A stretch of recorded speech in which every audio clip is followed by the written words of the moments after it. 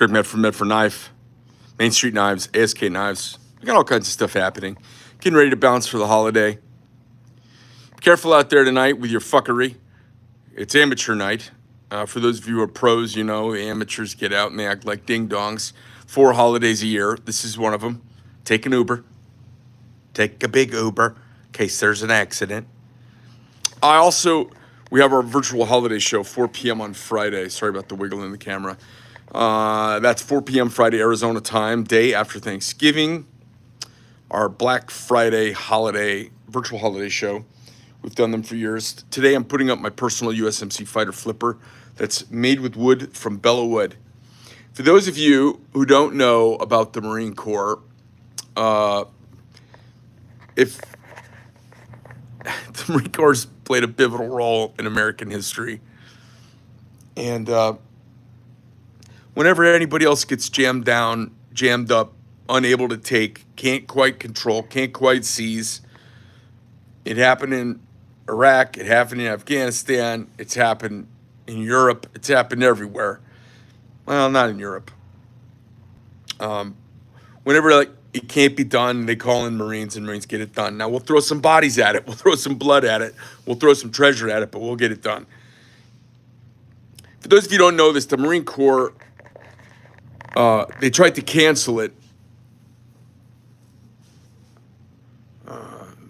numerous times in its history. It was founded in a tavern, right, during the Revolutionary War. And it was never funded because it was a department of the Navy. And I don't know, sometime after World War II, I think it was some sort of Marine Corps Defense Act of 1948 or something like that. There were some things that happened in World War II that, in particular, Hap Arnold saw, like the invasion of Belleau and Guadalcanal and Okinawa and the flag raising at Suribachi. And flag raising, was another one of those moments that leapt the Marine Corps forward. Well, if we take a step back to World War I, I'm going to review this message. He looks like a pedo. Ray, you know what? I don't know who Ray is. He can fuck off. Look like a pedo. Big Will. All right, I'm banning this person from the... Hold on. Hide user on this channel. Yeah, what a douche. So back to my story. So World War I, the Army did not like the existence of the Marine Corps. And when they were only on ships, that was fine. But as soon as they started coming ashore, which was called in those days ship-to-shore operations, the Army didn't like it. They're like, that's our purview. And basically, there was a lot of politics to get rid of the Marine Corps. So one of the generals in the Army, he set up the Marine Corps. Got a couple of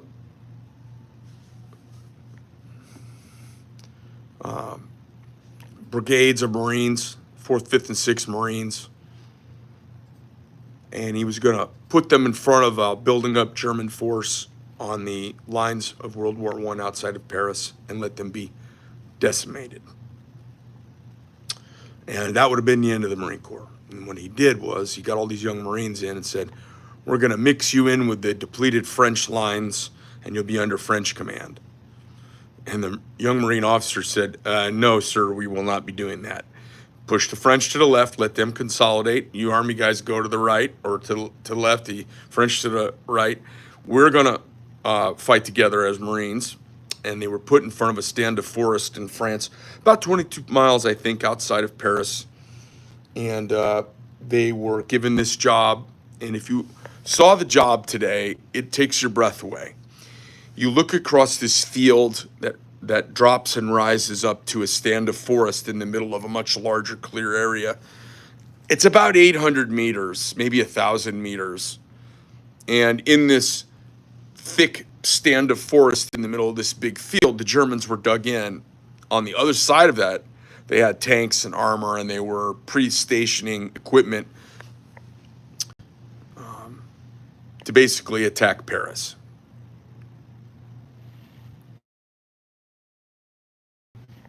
Sorry about that. The army general that had stationed them there decided it was a great idea to embed some troops, which was not, it wasn't as popular to do then as it is now, and it wasn't done. So he embeds, I believe, 2 reporters from the New York Times with the Marines. And the battle begins, and one of the reporters is wounded very, very quickly in the battle. And the other reporter is wounded as well, but he makes it through the battle. And I'm not sure if the first guy was killed or not. So the Marines advanced with these .03 Springfield bolt-action rifles, and they had been practicing over in the East Coast of the United States. They didn't have big support equipment. It was a fledgling, underfunded branch of the, sub-branch of the Navy. And they start working their way across this field in fire team elements of 4. And you would have this saying, I'm up, they see me, I'm down. You'd stand up for a minute, you'd get right down. And then as soon as you were down, you're in this like waist-high grass, wheat or whatever it was, and they would take a knee from this knee position, from the kneeling position, and they would fire some rounds into the forest. And the Germans were sitting back, smoking their cigarettes and relaxed, and they were at ease. The Germans had repeating rifles, or what we call machine guns today. They had machine guns lined up in the stand of forest. And so as the Marines advanced up to 1,000 yards, the Germans are laughing at them.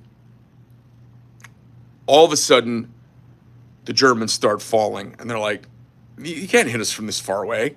And at 1,000 yards, Marine from the kneeling position started shooting Germans who were sitting in their gun nests. Now, the machine guns weren't really accurate till about 600, or weren't really accurate beyond 600 meters, so they weren't even ready to get rocking and rolling. They were just watching these idiots march through the grass, come up and start shooting at them.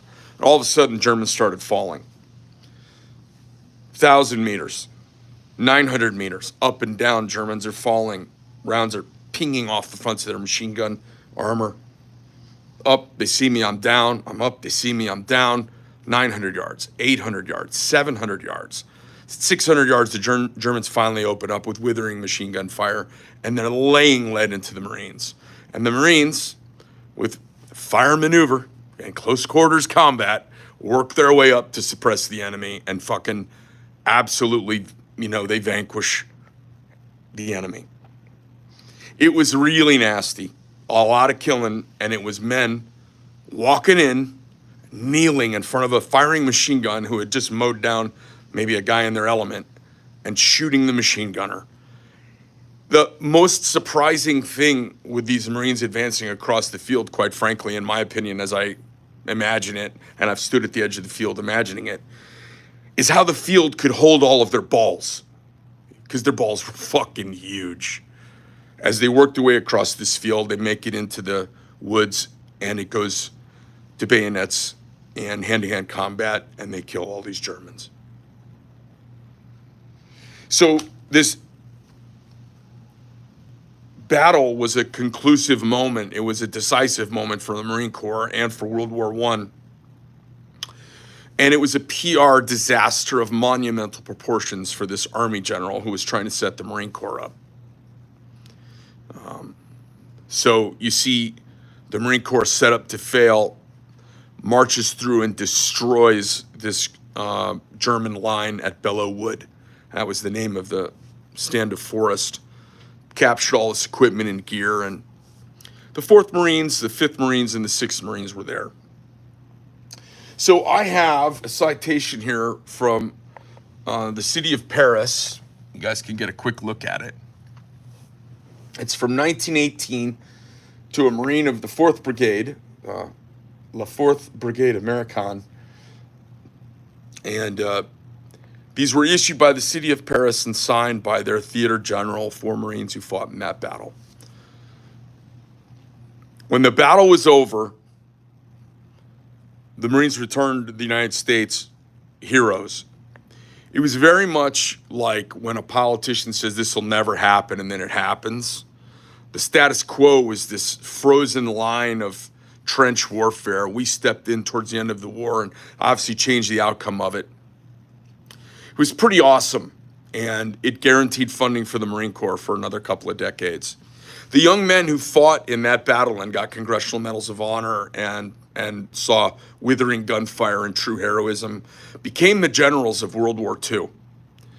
And in World War II, obviously the Pacific Theater was a pretty amazing feat, pretty amazing accomplishment. The amount of men, material, and combat that happened across a vast swath of this globe. And I believe it was Hap Arnold who was on board a ship-to-shore, I think they call them LSTs, or I can't remember what they call them. But it's one of those Higgins boats. He's going from a ship to land on Okinawa, and he sees as the gates come down, the machine gun fire. He sees the battle happening up on the island. He sees what has happened at Tarawa. He sees what happened at all of these different islands that the Marines were involved in island hopping across the Pacific, making their way to Japan. And he says, the Marine Corps will get funding for 1,000 years after what I've seen today. It's pretty, for guys like me who are part of that brotherhood, if you get into the history of it a little bit, it's pretty powerful. So I have a friend of mine. He owns actually a knife company. He learned to make some knives for me. His name's Dan at DSK Tactical. Dan's a really good dude. And he makes his knives a little different than me, but he definitely cut his teeth in my shop, helping me out doing some grunt work. And I showed him some stuff, and then he went off and kind of came up with how he does his stuff. But he learned to make knives with me. We met at a gun show. And Dan, he was in the Marine Corps as well. I believe he was a reconnaissance Marine. And he had some acquaintances whose father was a caretaker at Belleau Woods and sent him some wood from the forest, a piece of tree that had been damaged by artillery back in World War I. So they sent me a hunk of the tree. I sliced it up, pressure stabilized it with epoxy resin, and then I made these handles for a very few knives and a couple fixed blades. So this is a USMC fighter flipper that we've made with our Belleau wood on the presentation side. It's engraved. It says Belleau wood, June 1 through 26, 1918. On the top of the spine, if you can see that, it has the lat and lon coordinates of the battle. And then this citation here that's been on my wall for 15 years, and they're getting harder and harder to find now. The citation is included in the purchase, so I'm going to send this out as a really cool package. A citation from the city of Paris for gallantry at this battle, and a hunk of wood from the battle on this knife. I hope you guys like it. That'll come up for sale during our first break at the show on Friday at 4 p.m. Arizona time, virtual holiday show. Guys, thanks very much for jumping in. It's not going to be cheap. It's the only one. That is it. There will be no more. So I'm tickled about it, and it'll be a nice thing under somebody's Christmas tree. Thanks for listening in, and I hope you guys have a really safe and great holiday with family and friends. Greg Medford from Medford Knife, Main Street Knives, and the American Service Knife. I am out.